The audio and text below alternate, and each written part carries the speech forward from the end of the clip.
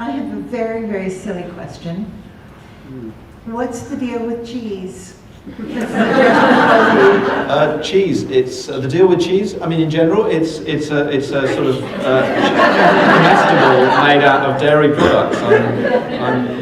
I'm worried you don't know what cheese is. In your book, it's illegal. Oh right, in my book, in my other world. In your other world, it's illegal, and in your world, it helps with time travel. Yes. So what's the significance of special properties of cheese? There are some things, right, and it works quite well with fruit. You see, some fruit is funny, and some fruit isn't.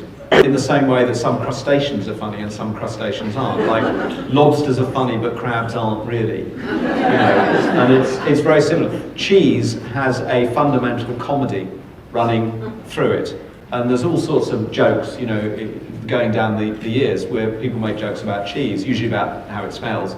But there are some quite interesting comedy sort of things. One that springs to mind is Three Men in a Boat. You would have read that, I'm sure. And there is this literally laugh out loud sequence in which someone has to take a cheese from Liverpool to London on the train. And it obviously smells very, very badly. And it's really about the misadventures of taking this cheese. So I think once you latch upon cheese, the comedy sort of comes out of it. It's commonplace, it's amusing, and you can use it, you know, for comedy effects. But it has a kind of bedrock of comedy about it. I don't know. Do you find that cheese is funny, isn't it? I had a mental image of somebody leaning over a piece of cheese and saying, "Oh, my cheese!" And I actually wrote the Mikey and Adrian story around that mental image. That's how cheese came about. I just thought the most ridiculous thing was to have somebody bending over a soggy piece of cheese on the grass and saying, "Oh, my cheese!"